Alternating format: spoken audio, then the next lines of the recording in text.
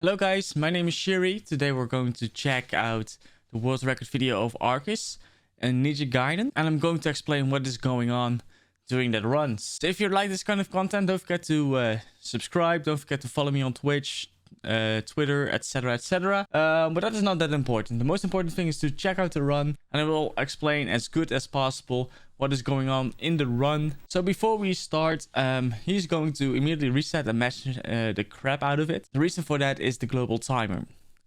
When you are at the skill level Arcus is, you know what kind of RNG you're going to get. There's always the same cycle of RNG. If you're always consistent, you know which kind of RNG you're going to get.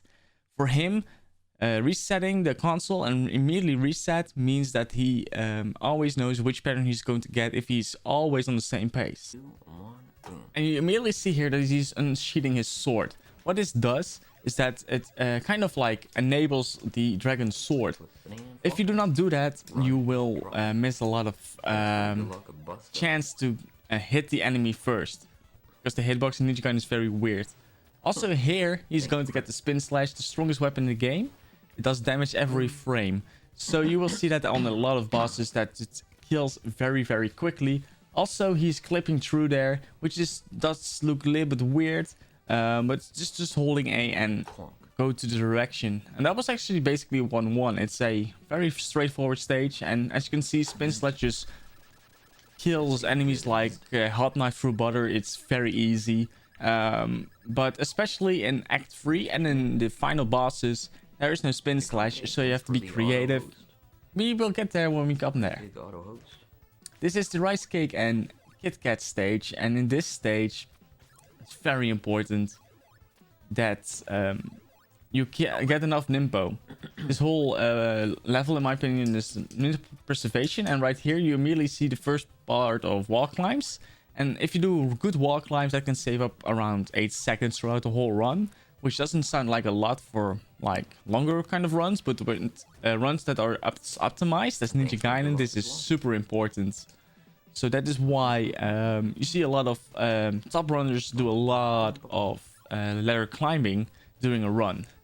Here you are going to see the swag star, and what he does there is just he just throws it and he keeps his momentum going and dances around it kind of, just to be 100% sure that he utilizes just one swag star and he doesn't have to reuse it every time over and over again. And that saves a lot of time and overall, and it looks pretty swaggy.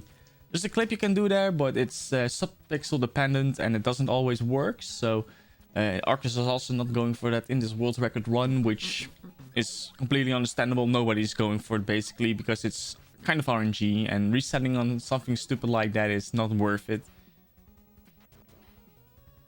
This is basically just holding left and know when to jump. You want to have 10 Nimpo at the screen. A low 107 in-game time is very good, although in-game time is not 100% reliable.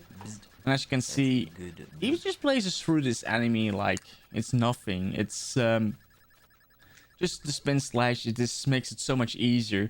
But this is where it gets interesting, because this stage does not have any it has Nimpo, but it doesn't have spin slash. So here he gets the timer, which like freezes everything, which makes it easier. And he is going to throw here, wait a little bit, and throw. So he gets that fire. And that is actually the sub weapon that we're actually going to utilize in the run. So what you're going to see in this stage most of the time is like tight jumping, and there are a lot of visual cues here that makes sure that Arcus is always killing the enemies on the right timing. He's going here for the double bird boost, which is a very, very, very hard trick. And what this does is like you dances around with the two birds there, so you can do this jump there and you do not have to go down, and that saves 0.2 seconds. He's going to do a jump right here, which is a very hard one. It's the butt clench clip jump. It's very close to dying. And let's see what kind of kill he's getting here. So that is the quick kill. I'm going to pause the video here, because otherwise we will not have enough time. But there are multiple ways of killing this boss, and this is one of the more optimal ones. You have the kind of beginner strat where you're just going to be in the middle and just throw fires. That is the That is the beginner strat. Yeah, of course, a world record run is not going to use that. Then you also have the standard kill, which sounds very deceiving because it's a very hard trick. You will see it on screen right now. It's very, very tough. Then you have this one, the quick kill. And as you saw, that is already really quick. And then you also have the one that Retro Runner discovered, and that's the quicker work kill. It's only been done once in RTA. So it's very hard, or at least for my knowledge, once in RTA. And what that does is that it makes it even quicker, and it only says 0.2 seconds, but when you get it, and in this kind of game, every frame counts. Although you also have to be careful, because with the global cycle we talked earlier about, because if you gain time, that can actually give you bad RNG further. And you might perhaps see that Arcus is at certain points, he's losing time on purpose, just to be sure that he's on a good cycle and he doesn't get screwed over. Just like Arcus says right here, if that he's going too fast. So that is what I meant with, like, you have to stop at the right timings. Right here, this Emma brother is just on the cycle now that he's not going to do anything. He can be a very big pain in the ass. Luckily, Arcus knows what he's doing. And here comes a small jump, and that small bat boost stays around a second, which is very good. And here you see another phenomenal ladder climb. And as you can see, he's going to boost off this bird right here. Could have been a little bit smoother, but other than that, it was like very good. I think actually his ladder climbing was too fast, so he lost like 0.3 seconds there just because that bird boost. But that's not that bad. I mean, Arcus, for newer players, it's actually not that easy. Insane. I would recommend like coming to a dead stop in the air. He got a little bit unlucky with Hammer Brothers there, and that is all because of the stuff that happened in 4-1 before. Like, that screws up a little bit with the cycles. And this is literally pretty straightforward. If you know what to do here, it's not that bad. Over here, he's going for a lot I like to call a pickle ninja boost. He's going to boom and go up. Well, I guess you could use which ends 4-2 stage. Here he's going to mash A and clip. That is not like one of those sub-pixel clips like in 2-2. So that makes it a little bit easier, and he goes going through it pretty rapidly. As you can see, he even ladder climbs on small things like that, because even if you save by 0.1, 0.2 seconds, it will show at the end of the run. It can save a lot of more time than people expect if you can do it correctly. Although you can clip through the walls, so you want to be a little bit sure about it. He cancels this enemy right here, so he's 100% sure he's not getting controlled by the Hammer Brother right there. The Hammer Brother there can be very, very unforgiving and keep throwing up, keep throwing hammers, so you don't want to do that. This is the easiest boss in the game when you have Spin Slash. You just press A and B, so there's not a lot about to talk about that. However, this is where the game gets hard, and this is, in my opinion, the only major mistake in the run, and that is you see when it comes. But as you can see, he did a manipulation. He stopped for a brief second so he could boost off that Hammer Brother. He's going to jump here and flip-flop. And what we're going to do here, he's going to manipulate a bird that he's going to use so he can boost. So if you see right there, he gets there. And as you can see, he tried to manipulate the boost, but he was a little bit stuck on the wall there. And that is what I meant with, like, the only major mistake. It can happen. It feels like the bird manipulation is a little bit RNG. It really depends on a lot of variables. I'm not 100% sure of how it exactly works. But as you can imagine, it's pretty tough. Don't ever have to cancel anymore. Here, he will jump like on a specific part, so he doesn't have to get hit by that bat or have to kill it, which will lose Nimpo. So that way we preserve a lot of Nimpo, because Act 5 is a very, very tough stage on Nimpo. He missed the Nimpo right over there, but he's still on 50 Nimpo, which is still pretty decent. At least he got the bird boost. The bird boost is extremely, extremely hard. This pace, I think we're good here. So because he has 50 Nimpo, he skips the other one candle right there, so he stays around 0.1, 0.2 seconds there. Once again, just ladder climbing. Could have been a little bit tighter, but ladder climbing is tough. It is so much tougher than it looks. Arcus and other runners make it look very easy. The SP boost right there. I'm going to stop right there because there's a lot of to explain about here. The SP boost, you want to be fast enough, but not too fast. So what we do as runners is like we climb on the wall. Most people use the left side because most people think left side climbing is easier. Some people use the right side, which at least the Western community call them the Chinese ladder climb because the Chinese runners kind of use it all the time. So what you want to do there is like you want to stop there at the middle of the candle so you can get a boost right up there. If you do not wait up there, you might be too fast and you actually get stuck to the wall, and then you have to try to use a bird boost to boost over that platform. And that says around 4 seconds. If you get that bird boost, that can be very sucky because birds do a lot of damage in this game, like 3 damage. Bullets do 1 damage, so birds are more deadly than a bullet in this game. As you can see, he's going to do some more slashes here, and he's going to kill that dude right there. Normally you can also jump over it if you're jumping on the right timing, but he has enough nimbos that he does not have to think about that. Also, he's super low in HP, so that's also a very good thing. You can better like... he's going to kill this with spin slash, by the way, again. But if you are like killing it on this right timing every time, there are different ways you can do it. You can go through it and still not really lose time. You can cancel at certain points and lose 0.1 second. That's better than losing a world record pace run, as you can see. This is, according to Arcus, one of the easier levels. 6-1 is he practically just holds left and just blaze through it. Don't get him wrong. This is still very tight stuff.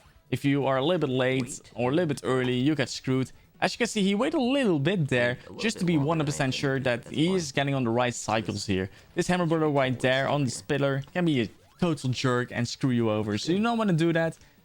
He's going for the safety swag star there. You do not have to do that if you watch my tutorial. I will show you how you can avoid it every time.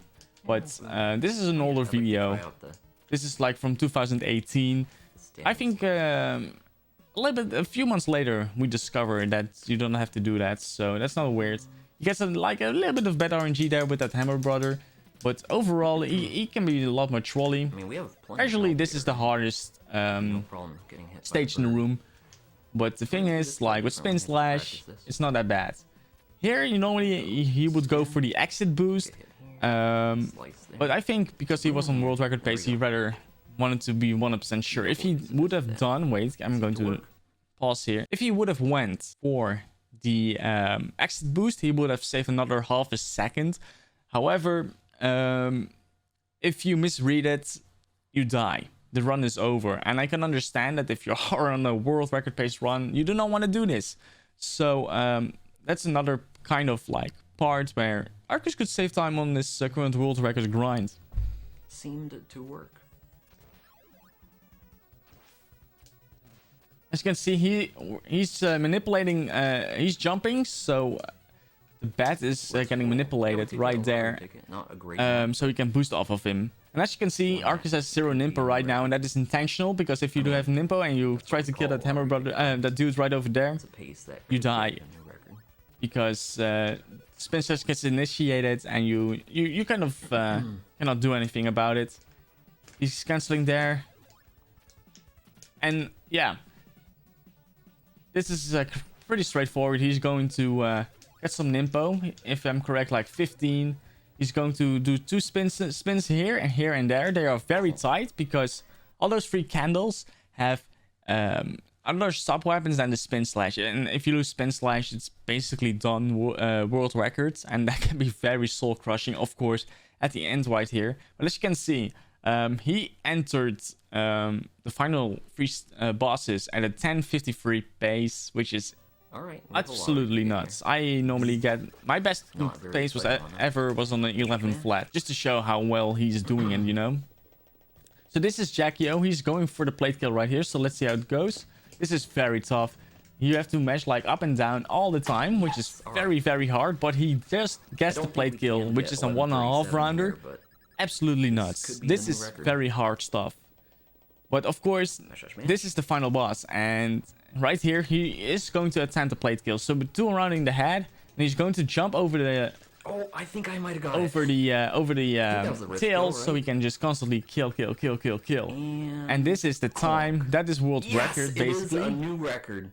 Perfect boss fights. We did it. Yeah, and this was also did the it. first time, as you might have heard, that Arcus I think got I the could be happy first with this final one for the summer. perfect boss fights. The Rich Kill is super hard. Let's get the, Just to explain, the shrimps that you see, like the mini shrimps going off, the bigger shrimp or the demon, they have a lot of RNG to it. They change every frame, the RNG, so you cannot predict on which kind of RNG you are. So it's basically just blessed RNG that you have the right cycle and you try to match for the rich kill, which is absolutely nuts. It's insane how much you have to grind to get perfect bosses like that, plus a good stage like that.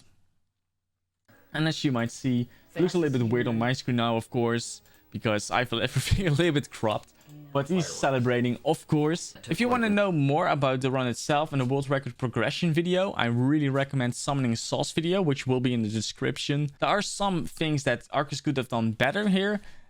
The 2 major things is just the boost in 5-1. He got very unfortunate jumping right there. Lost around half a second there. And also half a second on the boost at the end of 6-2. So if you all put that together, he can save around another second, perhaps a little bit more. So he actually is grinding now for the world record. Like I said, the description will have his Twitch link and the world record videos. As you can see, this is an utterly nuts run.